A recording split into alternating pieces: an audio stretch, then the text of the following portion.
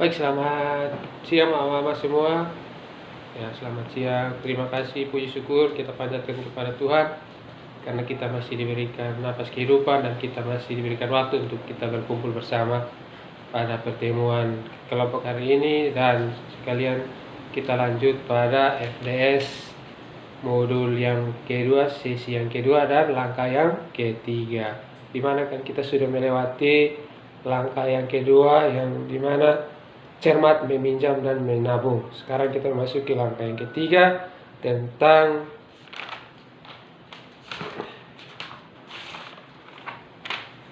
memilih tempat meminjam. Ya, baik mama-mama semua,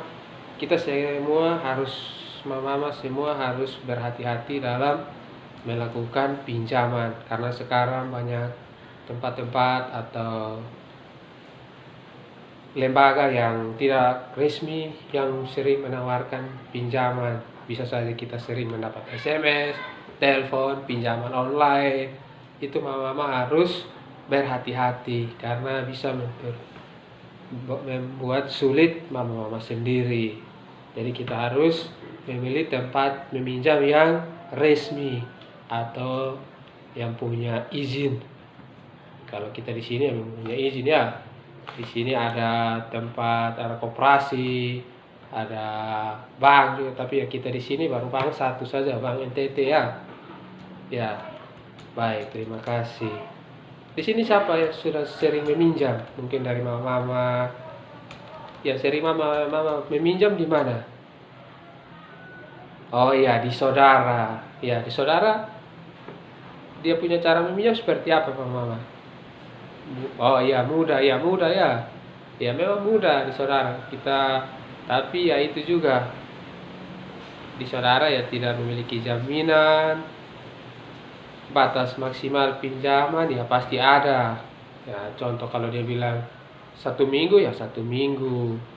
Terus bunga juga kadang ada kadang tidak, dan bisa juga disesuaikan karena dia juga terbatas di saudara kita. Contoh kita pinjam 1 juta, dia mungkin bisa kasih kita hanya 500 karena dia hanya memiliki 500 ya. Terus rentenir itu mudah juga ya, dia mudah, tidak memiliki jaminan, ada yang memiliki jaminan juga. Terus dia tidak harus sesuai dengan ketentuan ya atau persyaratan. Terus kelompok simpan pinjam atau PKK atau arisan PKH. Kita di sini belum ada arisan. Itu waktu kita sempat arisan ternak, tapi semua gagal ya. Jadi kita baru buat usaha kelompok bersama sekarang. Ya, tapi itu juga kan kita harus masuk dalam anggota. Belum tentu orang dari luar bisa masuk, kita bisa ajukan pinjaman di kelompok lain. Jadi kita harus masuk dalam anggota baru kita bisa untuk meminjam. Caranya itu mudah dan bisa disesuaikan dengan kas atau uang yang ada di kelompok tersebut. Koperasi juga simpan pinjam.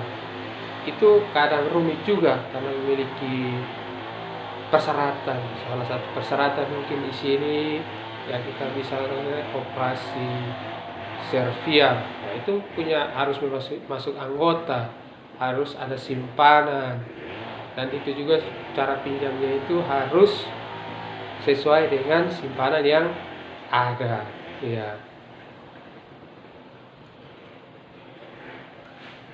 Dan harus ada jangka waktu, ada kesepakatan bersama.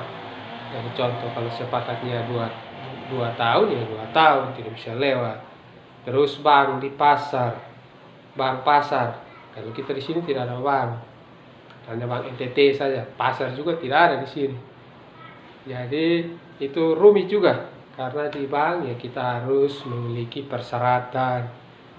Contoh seperti jaminan, seperti sertifikat tanah, BPKB motor, kendaraan roda 4. Terus juga kita harus memiliki usaha karena orang bank kalau kasih pinjaman harus memiliki usaha.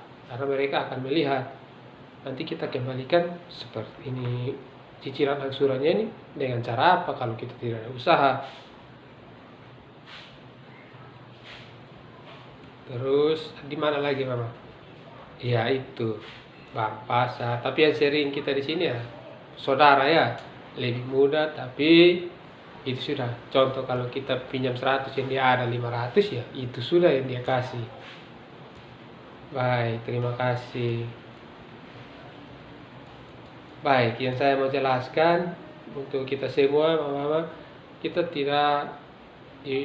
kita harus tidak dibatasi untuk meminjam, tapi meminjam juga kalau pada saat kebutuhan yang betul-betul kita membutuhkan. Kalau ya untuk keinginan ya saya rasa tidak usah untuk mengajukan pinjaman, dan kita juga harus memilih tempat meminjam itu yang baik atau yang resmi. Contoh kita mengajukan, kita harus lihat dulu kantornya itu baik atau tidak. Jangan kita itu ada orang di situ mengajukan pinjaman ya kita rame-rame ke situ. Kita mesti lihat dulu tempatnya itu seperti apa, kita nyaman, persyaratannya seperti apa, baru kita bisa untuk mengajukan pinjaman. Terus juga kalau bisa Mama kita ajukan pinjaman itu sesuai dengan yang kita butuhkan. Contoh kita butuh ya 1 juta ya 1 juta. Kita jangan pinjam melebihi, takutnya sebentar kita tidak bisa kembalikan ini pinjaman tersebut.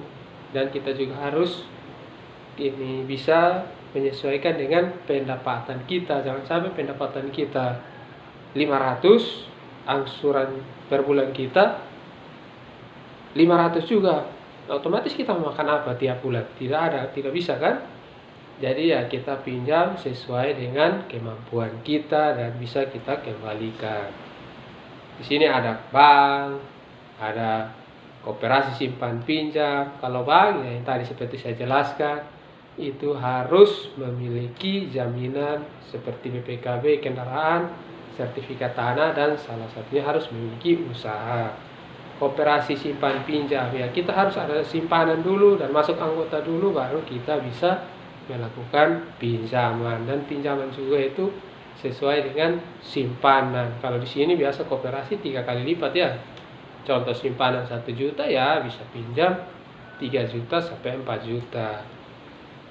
Terus kelompok simpan pinjam ya, kelompok simpan pinjam yang kita di sini ya masih kelompok usaha bersama, belum ada simpan pinjam, belum ada modal.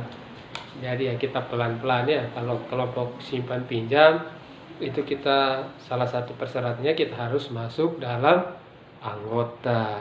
Kalau belum masuk anggota ya kita belum bisa untuk melakukan pinjaman. Baik, pesan saya buat mama-mama semua, kita harus melihat tempat meminjam yang memiliki kelebihan dan kekurangan.